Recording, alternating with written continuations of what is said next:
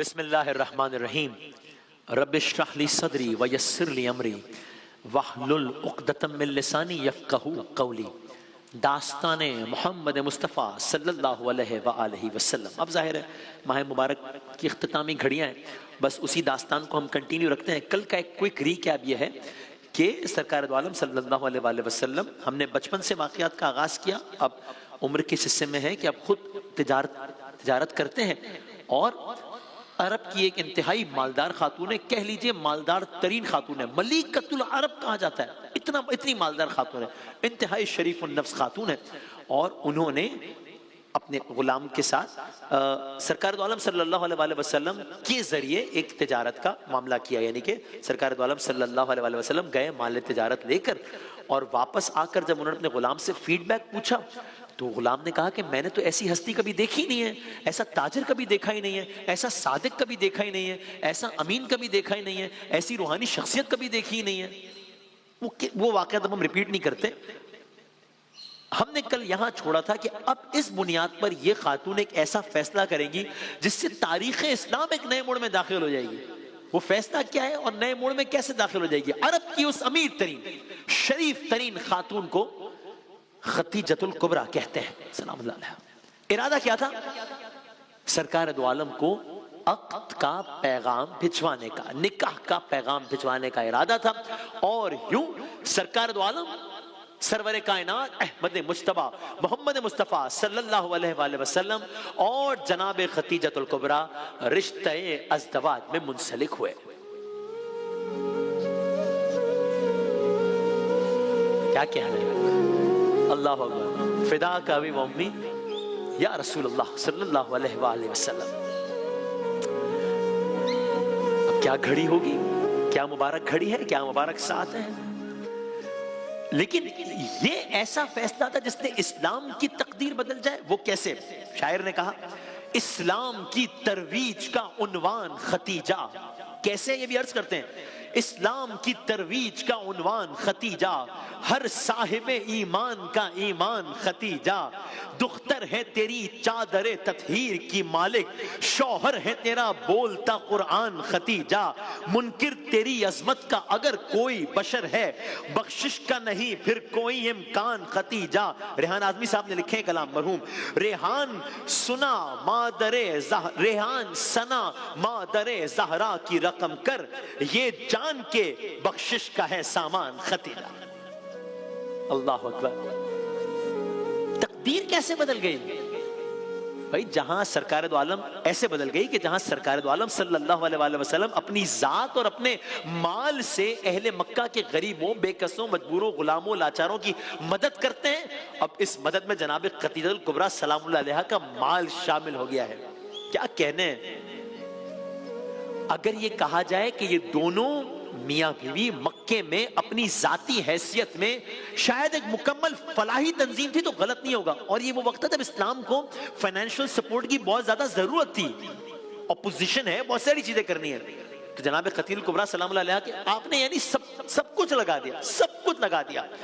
यानी बज़ाहिर आपका जो फाइनेंशियल स्टेटस था बज़ाहिर वो यहां से यहां आ गया, आपने परवाह नहीं की इसकी। लेकिन जाहिर है आपका अल्लाह की नज़र में स्टेटस कहां से कहां चला गया, इसमें तो मैं तबसरा भी नहीं कर सकता। मैं कौन, मेरी औकात क्या कि मैं इन हस्तियों के स्टेटस के बारे में कमेंट करूं। मामला सिर्फ यही तो नहीं था। वेरी इंटरेस्टिंगली हम जो दौरे जदीद में हम जो बैंक की इस्तिलाह इस्तेमाल करते हैं ना, जिसमें अपनी रुकुमात, कीमती चीजें अमानत के तौर पे महफूज करके परेशानियों से छुटकारा पाते हैं। अब जाहिर है नॉट एग्जैक्टली, बैंक का तो वो एक अलग मामला, नॉट एग्जैक्टली समझाने के लिए बात, गोया ऐसे ही बल्कि इससे भी बढ़कर लोग बिला मुआवजा, जाहिर बिला मुआवजा अपनी कीमती अशिया, अपना माल रसूल अल्लाह के पास बतौर अमानत रखवाते थे। किसी को क्या पड़ी थी कि कोई बिला मुआवजा लोगों के माल की हिफाजत करे? क्या पड़ी थी? और अगर आप सोचें बहुत बड़ी कुर्बानी है, बहुत बड़ी जिम्मेदारी का काम था, खास तौर पर उस माशरे में जहां हर तरफ चोरी चकारी लूट मार का बाजार गर्म हो।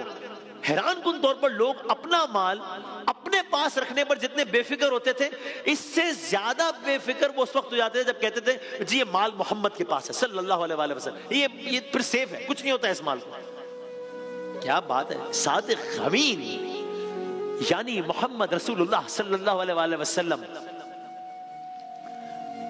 परेशानियां अपने पास ले लेते और लोगों को खौफ और डर से निजात दे देते। ایسی تو نہیں صادق و امین ہے. آپ یہ دیکھیے, آپ علماء سے سنتے ہیں نا, قرآن کریم میں سرکار دو عالم کی مدحت کی گئی ہے. میں مشہور و معروف سورہ ہے, آپ سب کا سنا ہوا ہے, میں اس کی 2 آیات آپ کی خدمت میں پیش کرتا ہوں. ترتیب کے اعتبار سے ہم پہلے دوسری اور پھر پہلی والی آیت پڑھ رہے ہیں, لیکن یہ جو آیت ہے بسم اللہ الرحمن الرحیم وَوَجَدَكَ عَائِلًا فَأَغْنَى, آپ کو نادار پایا, مالدار کر دیا, غنی کر دیا. قرآن کریم یہ اسی واقعے کی طرف اشارہ ہے کہ سرکار دو عالم صلی اللہ علیہ وآلہ وسلم کو کس انداز سے جناب خطیۃ الکبریٰ کے ذریعے کیا فائنینشل سٹیٹس اور وہ سارے معاملات. وَوَجَدَكَ عَائِلًا فَأَغْنَى. اور ایک اور آیت قرآن کریم کی جو کہ ترتیب کے اعتبار سے یہ پہلے ہے اسی سورے کی, الم یجد کا یتیمن فآوا. آپ نے قصوں میں سنا ہے نا, ہم نے عرض کیا تھا آپ کی خدمت میں, والد گرامی کا انتقال پہلے ہی ہو گیا تھا, پھر دادا کا, پھر جناب ابو طالب کے پاس ہے. الم یجد کا یتیمن فآوا, کیا اس نے آپ کو یتیم نہیں پایا اور پھر ٹھکانہ فراہم نہیں کر دیا. آپ عظمت تو دیکھیں میرے سرکار کی کہ ایک ایک چیز کو, کبھی اس شہر کی قسم کھائی جاتی ہے, کبھی چادر اوڑھنے والے, کبھی مزمل, کبھی مدثر, یعنی ہر چیز پہ کامنٹ کیا ہے, کبھی بیت پہ, کبھی اہل بیت پہ. کیا کہنے سرکار دو عالم کے. اب یہ معاملہ داستان یہاں تک بہت ہی آگے بڑھاتے ہیں. جناب خطیہ کی دولت کے ذریعے غنی کر دیا.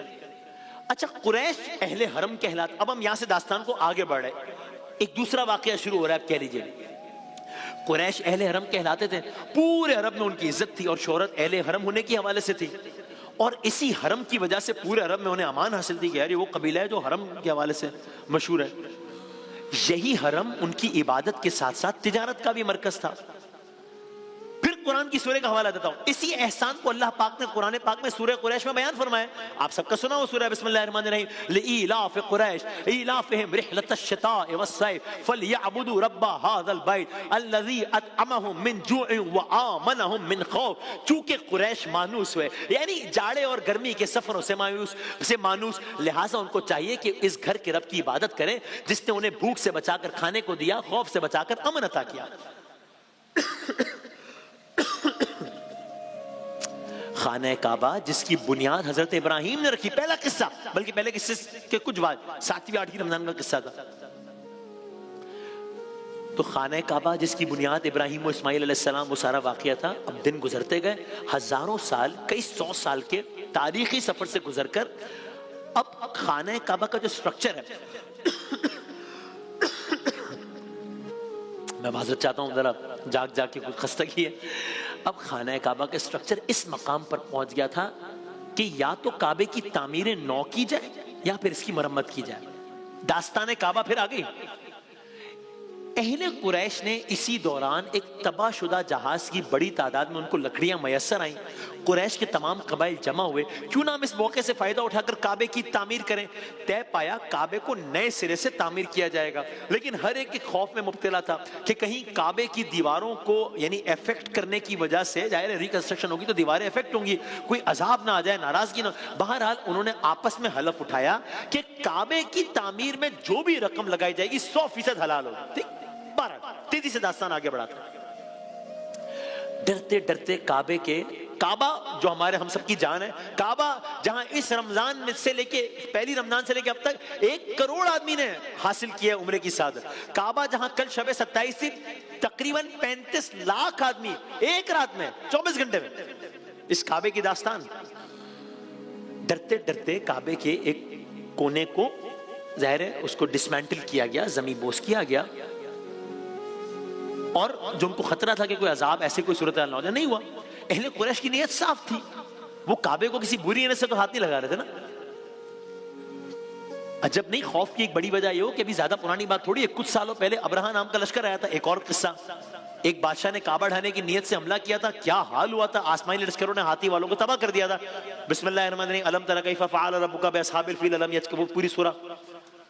تو کوئی بھی کعبے پر بری نگاہ ڈالنے سے ڈرتا تھا. اب کیا ہوا, کعبہ ڈسمینٹل یا زمین بوس جو بھی کہہ لیجیے, ہر قبیلے نے اب اپنے بیسٹ ریپرزنٹیٹو کو اپوائنٹ کیا اس کی تعمیر کے لیے. بھائی ظاہر ہے کعبے کی تعمیر ہو رہی ہے, دنیاوی مثال دوں حالانکہ کمپیریزن نہیں ہے, بہت بڑا اسٹرکچر بن رہا ہو, شہر کا سب سے اچھا اسٹرکچر بن رہا ہو جس کو کئی گروپس مل کے تعمیر کر رہے ہو, تو ہر کوئی اپنا بیسٹ ریپرزنٹیٹو دے گا نا, ظاہر سی بات ہے, حالانکہ کمپیریزن ہی نہیں ہے ظاہر کوئی.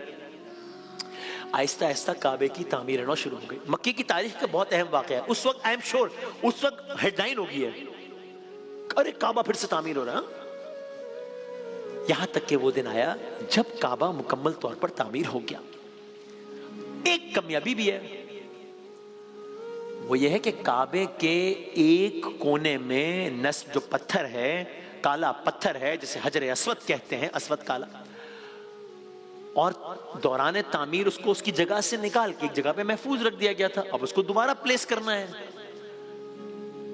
اب تک جو کنسٹرکشن ہوئی ہے کعبہ کی بڑے خوش اسلوبی سے ہو گئی ہے، باہمی مشاورت سے طے ہوتے چلے گئے معاملہ. ایک دم سے سارا نظارہ ہی بدل گیا. کیوں؟ اب جب ایک قبیلے نے اپنے آپ کو پیش کیا کہ بھئی یہ کام میں کرنا چاہتا ہوں، تو دوسرے قبیلے نے کہا کہ یہ تو بہت شرف کی بات ہے، تو تم کیسے کام کرو گے؟ بھئی یہ کام ہمارا بھی حق ہے اس میں. یہ تو انتہائی شرف کی بات ہے کہ کوئی قبیلہ فریضہ سر انجام دے. آپ سب جانتے ہیں کہ ہمارا قبیلہ شرافت میں اور تعداد میں سب سے بڑھ کر ہے. یہ آپس میں ان کا مکالمہ ہو رہا ہے کہ ہمارے قبیلے کی یہ اچیومنٹ ہے، یہ ہونا چاہیے. یعنی ہر قبیلہ اپنے اپنے فضائل بیان کر رہا ہے. کعبہ تعمیر ہو گیا ہے، حجر اسود کی تنصیب کا معاملہ ہے، اور نیا موضوع یہ چھڑ گیا ہے کہ حجر اسود کی تنصیب کون کرے گا. سب نے فضائل بیان کرنا شروع کر دیا. یہ عربوں کے ہاں ویسے بھی ایک عام رواج تھا. وہ اپنے قبیلوں کی فضیلت، واقعات اپنے کو دوسروں سے بڑا ثابت کرنے کے لیے ایگزیجریٹ بھی کر دیتے تھے. پس وہ مکہ جہاں خانہ کعبہ کی تعمیر پر سب کے دل متفق تھے، سب اس عظیم تعمیر کو اپنے لیے باعث سے اجر و ثواب سمجھتے تھے، اب وہی قبائل اپنی اپنی جگہ منصوبہ بندی کرنے لگ گئے کہ کیسے حجر اسود کی تنصیب کا فریضہ ان کا قبیلہ انجام دے گا. نہ کوئی طریقہ تھا اس مسئلے کو حل کرنے کا، اور نہ ہی اس وقت تک مکے کے قبائل میں کوئی ایسی مرکزی شخصیت تھی کہ سب اس کی بات مانتے فیصلہ کر لیتے. بہرحال یعنی پہلے بات زبانی اختلاف سے شروع ہوئی، پھر ایک دوسرے پر فضیلتوں کا اظہار شروع ہوا. حجر اسود کی تنصیب کا حق مانگنے کے لیے دوسروں کو کمتر، اپنے آپ کو برتر ثابت کرنے کا سلسلہ شروع ہوا.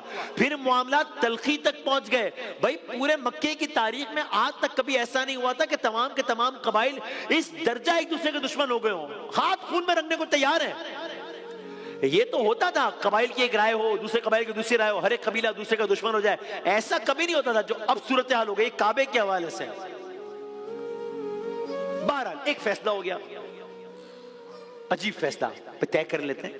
کل الصبح جو خانہ کعبہ میں داخل ہوگا سب سے پہلے وہ جو کہہ دے گا اسے قبول کر لیں گے.